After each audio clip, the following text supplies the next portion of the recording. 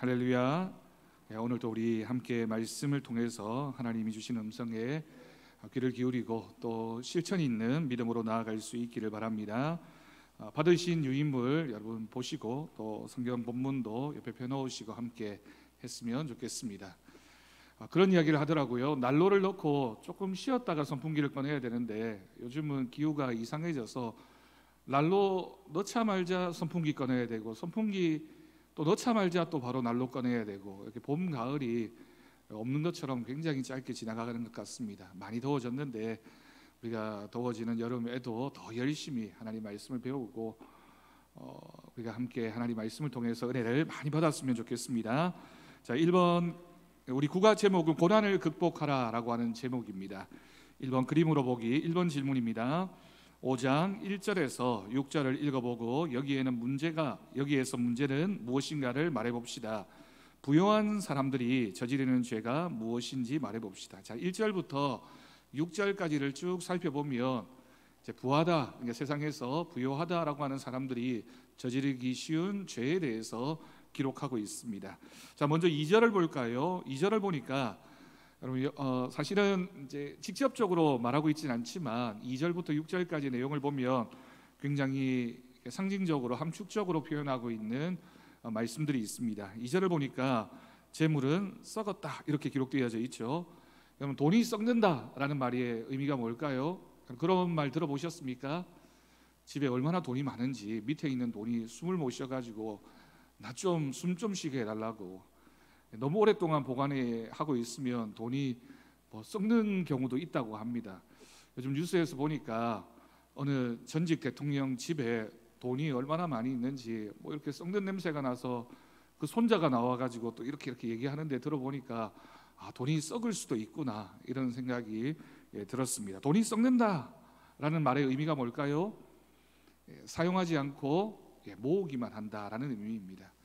그러니까 여기서 사용한다라고 하는 건 소비한다, 허비한다라는 의미도 있겠지만 하나님의 거룩하신 뜻을 위해서 하나님이 우리에게 주신 것을 우리가 하나님과 교회와 이웃을 위하여 사용하는 것이 선한 일인데 그렇지 않고 내 욕심을 채우기에만 이렇게 급급한 모습이 오늘 본문에 기록되어져 있죠. 옷이 좀 먹었다 이런 표현도 있습니다. 옷이 어떨 때 좀 먹을까요? 자주 입지 않거나 이제 너무 오래 옷장에 넣어두면 그런 일이 벌어지잖아요. 요즘은 그런 일이 잘 없습니다만은 예전에는 그런 일이 많이 있었다고 합니다. 옷이 특히 한복이나 이렇게 예전 옷들을 오래 보관하다 보면 습기도 차고 곰팡이도 피고 좀도 먹고 하다 보면 그런 일이 있죠. 어떤 의미일까요? 입을 옷이 너무 많으면 계절이 지나는 동안 그 옷 한번 못 입어보고 다음 계절로 넘어가는 경우가 있습니다. 여러분 그런 경험 있으신가요? 그런 경험이 있으신 분들은 좀 좋을 것 같아요. 그래도 입어볼 틈도 없이 바뀌는 경우라면 옷이 좀 먹었다라고 하는 건 입지 않는 옷이 많다라는 의미인데 사실은 이 사치를 의미하는 거죠. 그리스도인이 주어진 것에 만족하고 감사하고 또 우리가 적당히 못도 부리고 행복하게 사는 건 당연한 인간의 행복이라고 할 수 있지만 그것이 어떤 범위를 넘어서서 사치하는 정도에까지 이르게 되면 하나님의 뜻이 아니라는 뜻입니다. 3절을 보니까 금과 은이 녹이 슬다. 여러분 은은 종종 녹이 슬던데 금도 녹이 쓰는가요? 정금보석 사장님에게 물어봐야 되는데 저는 금이 녹 쓰는 걸 본 적이 없어서 금이 녹이 씁니까? 어떤 의미일까요? 모으려고만 하고 인색한 그런 모습을 그렇게 표현하는 겁니다. 그러면서 3절을 보니까 이것이 증거가 되어 불같이 너희 살을 먹을 것이다. 말세에 너희가 재물을 쌓았다라고 기록하고 있습니다. 여러분 말세라고 하는 건 어떤 의미입니까?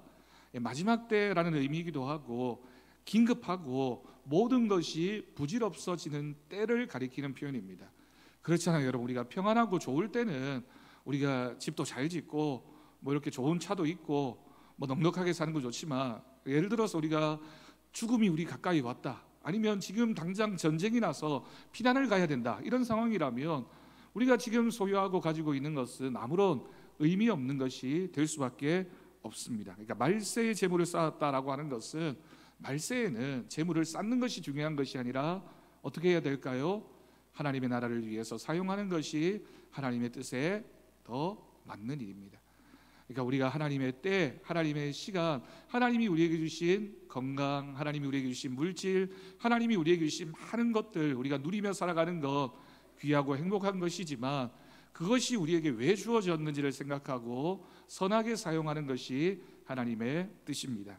4절을 보니까 너희 밭에서 추수한 품꾼에게 주지 아니한 싹 추수한 자의 우는 소리가 들린다, 이렇게 기록하고 있습니다. 그럼 이 말씀의 뜻은 뭘까요?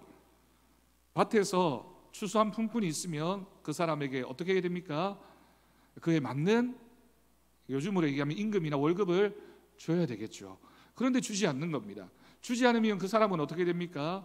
원래 재산도 많고 넉넉한 사람이면 밀린 임금 좀 받지 않아도 얼마든지 살 수 있지만, 만약에 이 사람이 하루 벌어서 하루 먹고 사는 사람이라면 그 받지 아니한 싹 때문에 고통당하고 어쩌면 생명의 위협을 당할 수도 있습니다.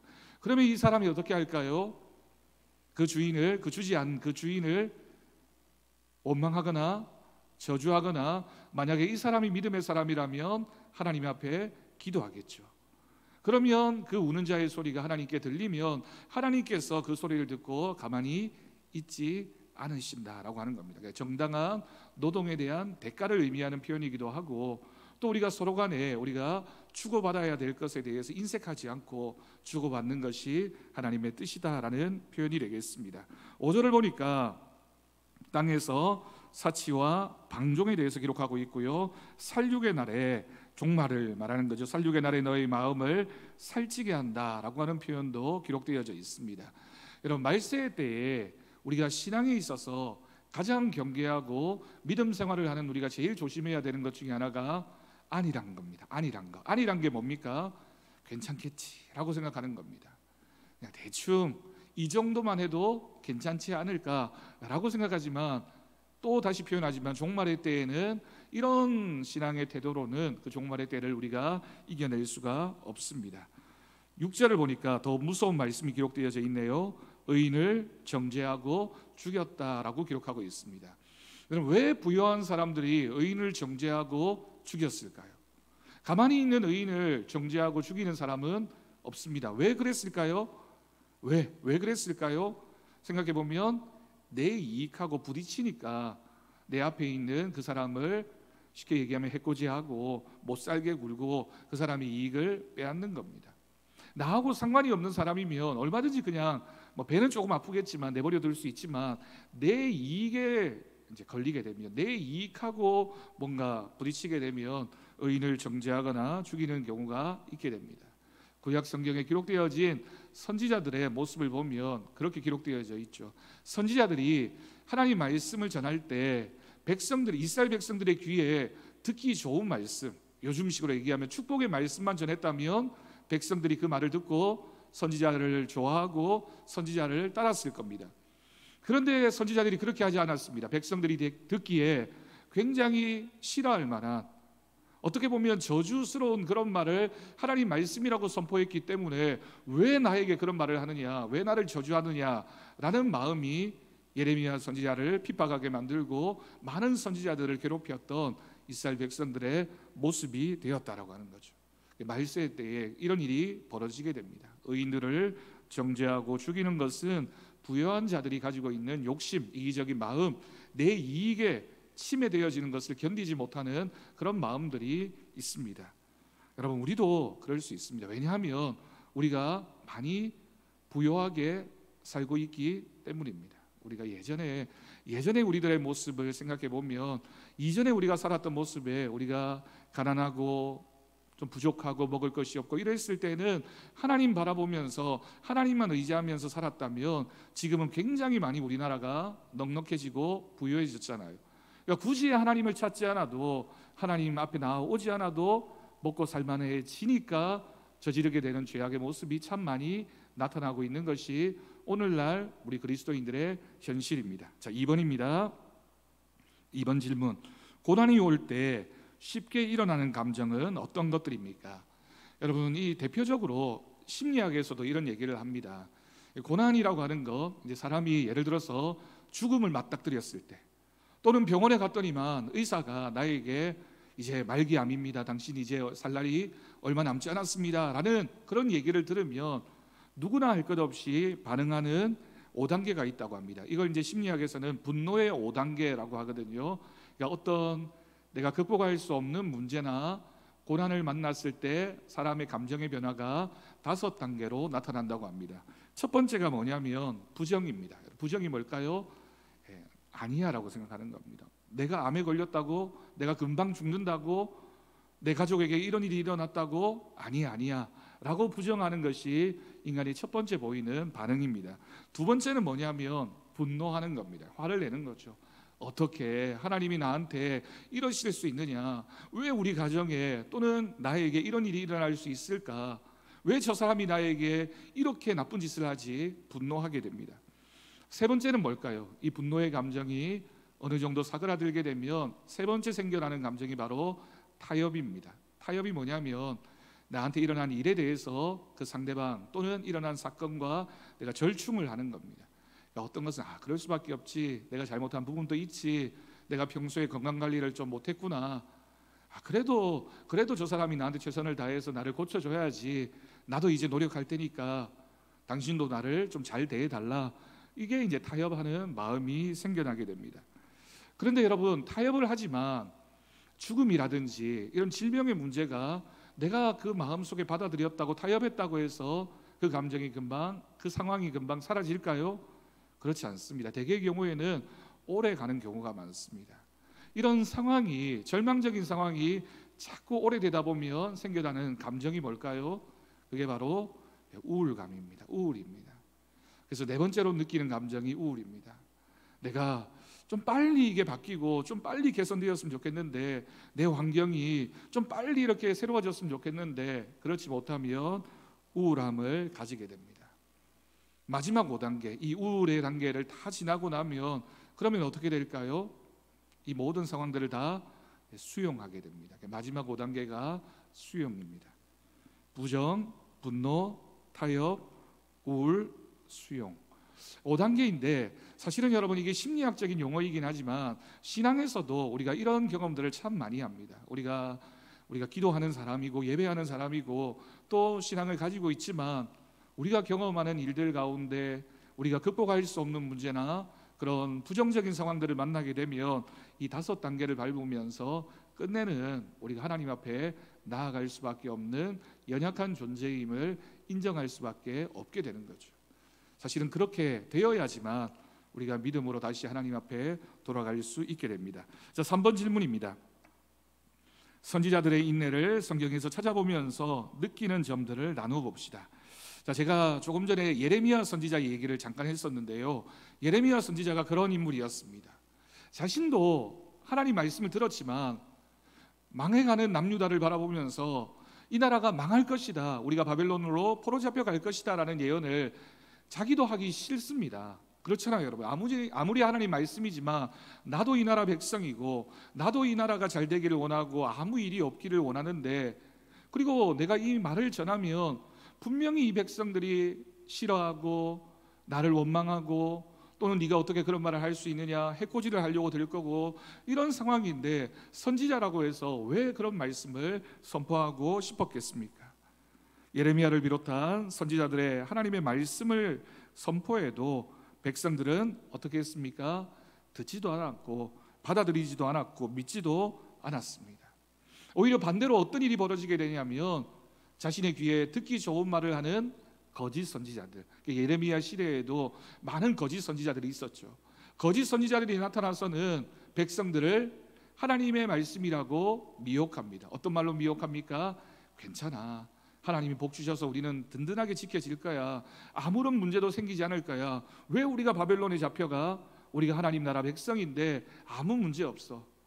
여러분, 그렇게 되려면 이 백성들이 하고 있던 우상 숭배를 멈추고 하나님께로 돌아와야지만 가능한 일인데, 그렇게 신앙을 회복하지는 않고 그냥 거짓 선지자들의 말에 현혹되어서 그렇게 될 거야 라고 하는 생각으로 스스로를 속였다라고 하는 겁니다. 그럼에도 불구하고 선지자들은 어떻게 해야만 했습니까? 인내로 하나님 말씀을 전하며 하나님의 때를 믿었습니다. 하나님께서 이 나라에 이런 아픔의 상황을 분명히 주시고 우리가 바빌론의 포로로 잡혀가는 일도 있겠지만, 그러나 그 정한 시간이 다 지나면 하나님께서 우리를 돌아오게 하시고 이스라엘을 다시 회복시켜 주실 것이다 라는 하나님의 때에 대한 믿음이 있었습니다. 자, 누가복음 21장 19절 말씀입니다. 우리 다 같이 한번 읽어볼까요? 앞에 화면에 있습니다. 너희의 인내로 너희 영혼을 얻으리라. 아멘. 이 말씀이 정말 그대로입니다. 우리가 여기서 말하는 인내는 이제 우리가 생활하면서 참는 그 인내를 의미하는 것이 아니라 믿음에 있어서 하나님의 때를 기다리는 인내입니다. 그러니까 하나님의 때를 믿고 하나님께서 해결해 주실 것을 믿고 하나님 앞에 맡기면 어떤 결과가 벌어지게 된다고요? 너희의 영혼, 이 영혼이라고 하는 건 생명을 가리키는 거죠. 너희가 영원한 생명을 얻게 될 것이다. 그러니 어떻게 해야 된다고요? 우리가 끝까지 오래 참는 믿음이어야 합니다. 그러면 하나님께서 우리에게 믿음의 결말을 주실 줄로 믿습니다. 자, 4번입니다. 고난을 이긴 욥의 모습에서 여러분이 크게 감명받은 부분은 어떤 것인가요? 우리가 욥기를 읽으면서 욥기에 나타나 있는 많은 사건들, 그리고 욥과 친구들이 나누었던 대화들, 그리고 그 일의 결과가 어떻게 되었는지를 잘 알고 있습니다. 욥의 믿음을 한마디로 표현한다면, 여러 가지로 해석할 수 있겠지만 한마디로 표현한다면 끝까지 하나님을 신뢰하고 하나님을 부인하지 않았던 믿음입니다. 욥이 참 많은 것을 잃었잖아요. 그래서 욥의 고난이라고 하면 인간이 경험할 수 있는 모든 고난을 대표하는 것이 욥이 경험했던 고난입니다. 우리가 알고 있는 것처럼. 그런데 그런 고난의 상황에서 욥이 어떻게 했습니까? 끝까지 하나님을 원망하지도 부정하지도 않고 하나님의 때가 있다, 주신 분이 하나님이시다, 그리고 거두어 가시는 분도 하나님이시다라는 믿음이 있었습니다. 그래서 하나님께서 욥의 믿음을 인정해 주셨죠. 자, 욥기 1장 21절 말씀을 우리 다 같이 앞에 있는 화면으로 함께 읽겠습니다. 이르되 내가 모태에서 알몸으로 나왔사온즉 또한 알몸이 그리로 돌아가올지라. 주시니도 여호와시요 거두시니도 여호와시오니 여호와의 이름이 찬송을 받으실지니이다 하고. 아멘. 욥이 주신 자도 하나님이십니다, 그리고 거두어 가신 분도 하나님이십니다 라고 하는 고백은 정답이기도 하고 우리가 다 받아들일 수 있는 고백입니다. 근데 욥이 위대했던 점은 그 다음에 나와 있는 여호와의 이름을 나는 끝까지 찬양하겠다. 하나님께서 이와 같은 모습을 통하여 하나님의 뜻이 이루어질 줄로 믿습니다. 이 말 속에는 나는 죽고 나는 사라지고 나는 아무것이 아닌 존재가 된다 할지라도 하나님만 영광 받으시기를 원합니다 라고 하는 욥의 고백이 있었던 것입니다. 자, 5번입니다. 어려움을 당할 때 다급하면 맹세를 하는데 맹세하지 말고 정직하게 대답하라고 하는 의미는 무엇입니까? 12절에 아까 우리가 읽었던 말씀 12절에 나와 있죠. 맹세하지 말고 오직 너희가 그렇다고 생각하는 것은 그렇다 하고 아니라고 생각하는 것은 아니라 하여 정죄받음을 면하라. 여러분, 이 말씀이 뭘까요? 우리가 맹세한다라고 하는 것, 이 상황에서의 맹세는 어떤 의미입니까?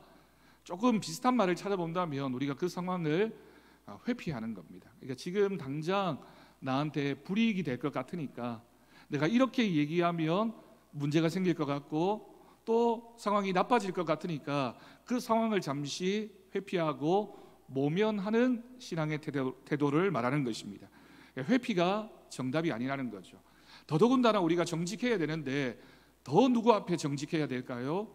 하나님 앞에 정직해야 됩니다. 우리의 정직은 사람들에게도 정직하고 나에게도 정직해야 되겠지만 가장 핵심은 하나님 앞에 정직해야 합니다. 왜 하나님 앞에 정직해야 될까요? 하나님은 우리의 모든 것을 다 아시는 분이시기 때문입니다. 우리가 부정직하려고 해도 부정직할 수 없는 것이 하나님이 우리의 전부를 다 알고 계시는데 우리가 무엇을 숨기고 무엇을 아니라고 얘기할 수 있겠습니까? 사람들 앞에서는 우리가 적당히 얘기할 수 있습니다. 그런 것도 아니라고 할 수 있고 아닌 것도 그렇다고 얘기할 수도 있겠죠. 그렇지만 그런 모습이 하나님 앞에서의 모습이 되어서는 안 될 것입니다. 자, 2번으로 넘어갑니다. 굉장히 화가 났을 때 그 어려움을 이기는 방법이 사람마다 다 있을 것입니다.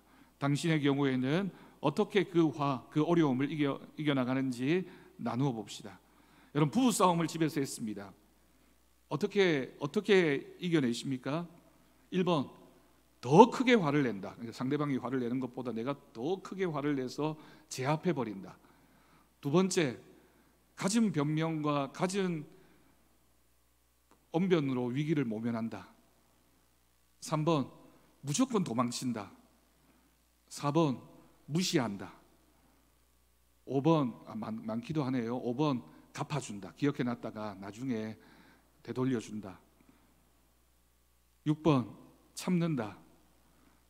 여러 가지 방법이 있겠네요. 아마 여러분들이 선택하는 방법이 다양하게 있고, 때로는 우리가 이 방법도 선택하고 이 방법도 선택하겠지만, 대개의 경우에는 우리가 주로 사용하는 방법들이 있습니다. 상대방이 화를 내면 이렇게 맞상대에서 화를 내는 분들이 계시는가 하면 일단 피하고 보는 분들도 계시고, 아니면 뭐 내가 잘못했다고 먼저 이렇게 얘기해서 무마하고, 이런 방법들이 다 있죠. 다 물어보고 싶지만 다 묻지 않겠습니다. 근데 여러분, 좋은 방법 중에 하나가 뭐냐면 뭘까요? 여러분, 우리가 그런 일이 벌어졌을 때 우리가 아까 뭐 자리를 피하거나 무시하거나 갚아주거나 참거나, 아니면 또 한 가지 방법 중에 하나가 믿을 만한 사람한테 찾아가서 이제 대화하는 겁니다. 이렇게. 그래서 남편하고 싸우고 나면 누구한테 찾아가야 될까요? 시어머니한테 찾아가면 안 되겠죠. 친정어머니나 아니면 뭐 여동생이나 뭐 이렇게, 아니면 믿을 만한 권사님이나 이렇게 찾아가서 뭘 해야 됩니까? 그 사람 욕을 해야 되겠죠. 그러면 그분이 또 이렇게 맞장구 쳐주고, 그렇다고 하면 너무 또 맞장구를 치면 또 기분 나쁩니다. 왜냐하면 내 남편 또 욕하는 것 같아서. 그렇긴 하지만 그래도 이렇게 얘기하면 마음이 풀리기도 합니다. 네, 여러분, 이런 방법들이 있지만 우리 그리스도인들이 취해야 하는 가장 좋은 방법은 뭘까요? 이 모든 상황을 알고 계시는 믿을 만한 분한테 가서 우리의 상황과 형편을 다 아뢰면 됩니다. 그게 뭡니까? 기도입니다. 기도하는 것이 믿음의 방법이죠. 근데 기도한다라고 하는 것은 어떤 의미일까요? 기도한다라고 하는 건 그냥 회피하고 그냥 뭐 모른 채 하고 이런 뜻이 아닙니다. 하나님께 맡기고 하나님께서 주시는 방법을 찾아서 그 말씀에 순종하는 것이 바로 기도의 응답입니다. 자, 크게 3번으로 넘어갑니다. 가슴으로 이해하기. 1번, 주의 강림하실 때까지 길이 참으리라는 말씀은 어떤 의미가 있습니까? 주의 강림이라고 하는 건 주님이 다시 오시는 그날까지 어떻게 하라고요? 길이 참겠다. 여러분, 이게 어떤 의미일까요? 사실 여러분, 이러면 죽습니다. 고통스럽습니다. 이게 참는 것도 하루 이틀이지 주님 오실 때까지 참으라라고 하면 참을 수 있는 사람이 몇이나 되겠습니까? 여러분, 이 말의 뜻은 어떤 의미일까요? 주의 강림하실 때까지 길이 참으리라라고 하는 말씀은 주님이 오시면 모든 것을 판단하시고 갚아주실 것을 내가 믿는다. 이 말의 뜻은 뭘까요? 그 종말의 때까지 참고 기다리라라는 의미도 있겠지만, 이 상황을 누가 제일 잘 알고 계신다? 하나님께서 잘 알고 계시니 하나님께 맡겨야 된다라고 하는 의미가 되겠습니다. 여러분, 우리의 인생의 결말과 결론은 결국 하나님 앞에서 결정되어집니다. 내가 갚을 수도 있겠죠. 내가 힘이 세다면, 아니면 내가 말 한마디 해서, 아니면 누군가에게 뭐 이렇게 이루고, 아니면 힘 있는 사람한테 붙어서 어떻게 방법을 찾을 수도 있을 겁니다. 그렇지만 우리가 하나님 손을 붙잡는다, 하나님을 의지한다라고 하는 것은 우리 인생의 목적은 하나님께 달려 있으니 내 방법대로 하지 말고 하나님의 방법, 하나님이 원하시는 방법을 찾아 나가는 것, 그것이 바로 우리의 방법이 되어야 할 줄로 믿습니다. 그래서 인내가 성령의 9가지 열매 중에 하나인 거죠. 성령의 사람은, 성령 충만한 사람은 인내하는 사람이다. 하나님께 맡기는 사람이다. 자, 로마서 5장 3절 4절 말씀을 우리 다 같이 읽겠습니다. 시작. 다만 이뿐 아니라 우리가 환난 중에도 즐거워하나니 이는 환난은 인내를, 인내는 연단을, 연단은 소망을 이루는 줄 알미로다.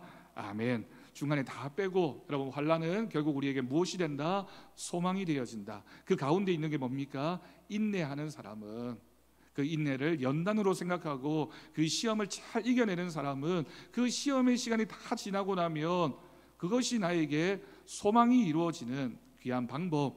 내가 여러분 시험을 만나고 고난을 만나면 우리는 그게 나에게 막혀 있는 어떤 그 벽이다라고 생각합니다. 그리고 시험 때문에 고난 때문에 내가 둘러가는 게 아닌가라고 생각하지만 다 지나고 나면 나에게 닥친 시험과 고난이 오히려 하나님께로 가는 가장 빠른 길이다, 지름길이다라고 하는 것을 알 수 있게 됩니다. 이게 바로 인내는 연단을 소망을 이뤄내는 줄 우리가 믿고 그 믿음으로 하나님 앞에 살아가야 하겠습니다. 자, 2번입니다. 농부가 이른 비와 늦은 비를 기다린다고 했는데 이른 비와 늦은 비는 무엇을 상징합니까? 자, 여러분 그 뒷면에 있는 그 맨 마지막에 줄을 보면 이른 비와 늦은 비에 대한 설명이 쭉 나와 있죠. 제가 짧게 설명하겠습니다. 이스라엘은 우리나라하고는 기후가 좀 달라서 우리나라로 치면 여름 요때가 건기가 되고요, 겨울철이 오히려 우기가 됩니다.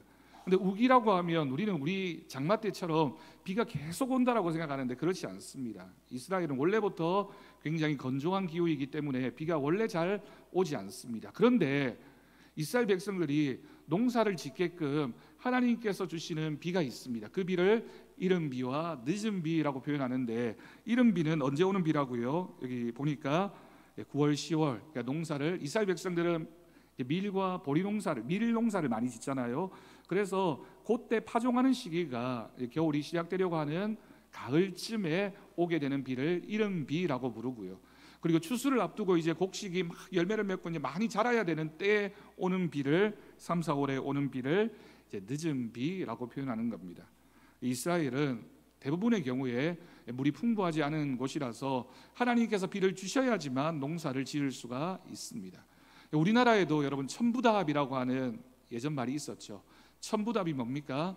하늘에서 비가 와야지만 농사를 지을 수 있는 땅을 천부답이라고 불렀습니다.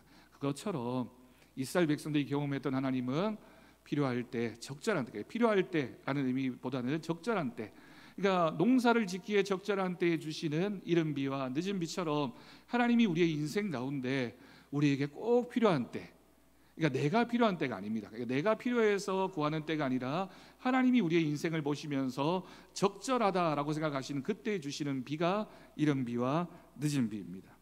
우리 모두의 인생에도 하나님이 주시는 이른 비와 늦은 비의 은혜가 있기를 바랍니다. 자, 3번. 누가 우리를 괴롭게 했거나 우리를 고난 가운데 몰아넣었을 때도 참아야 할 이유는 무엇입니까? 이런 경우에 심판자가 문 밖에 서 계신다는 말은 무슨 뜻입니까? 대부분의 경우에 우리를 괴롭게 하거나 우리를 어려움 가운데 빠뜨리는 사람은 우리 좀 가까운 데 있는 경우가 많습니다. 가정 안에도 있을 수 있고요, 아니면 우리가 만나는 가깝게 지내는 이웃들과의 관계에서 있는 경우가 많이 있죠. 심판자가 문 밖에 서 계신다라고 하는 것은 조금 전에 우리가 계속해서 나누었던 것처럼 하나님께서 이 상황을 알고 계신다. 하나님은 결코 믿는 자의 기도를 외면하지 않으신다라고 하는 의미가 되겠습니다. 기도하는 자의 눈물을 외면하지 않으시는 하나님, 기도하는 자의 눈물을 하나님이 외면하지 않으심을 믿습니다. 자, 4번입니다. 위기 후에 기회라는 말대로 고난을 참고 이긴 후에는 반드시 축복이 옵니다. 예를 성경에서 찾아봅시다.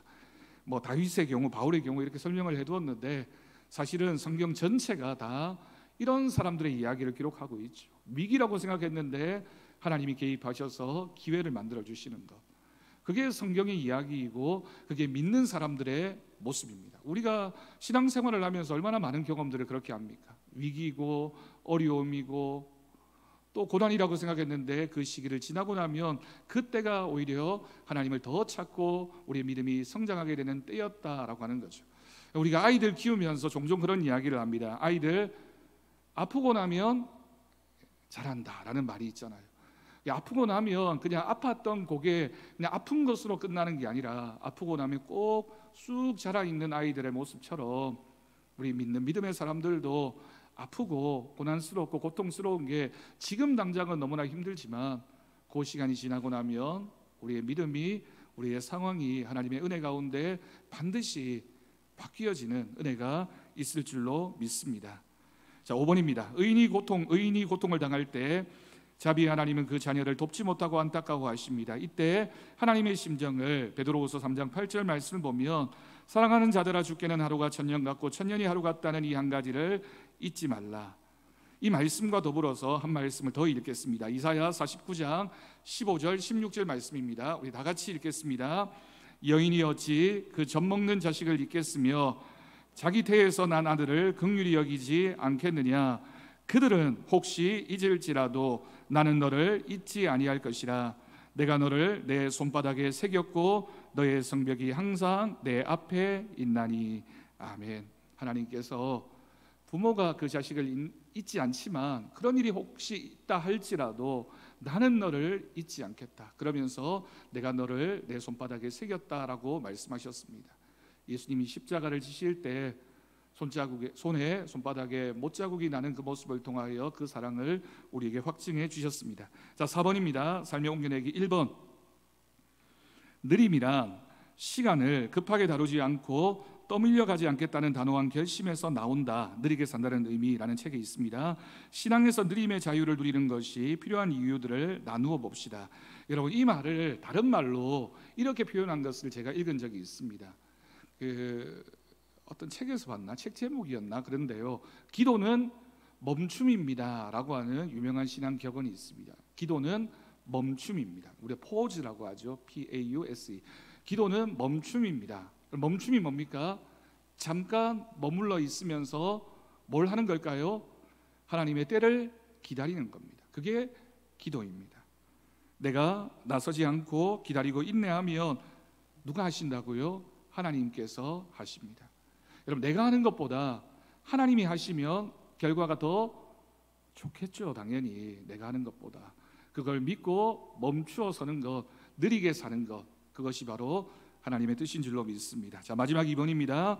교회 안에도 까다로운 사람들이 많이 있습니다. 이들을 어떻게 대하여야 좋은 이웃이 되고 좋은 교회 공동체를 이룰 수 있을까를 이야기해 봅시다.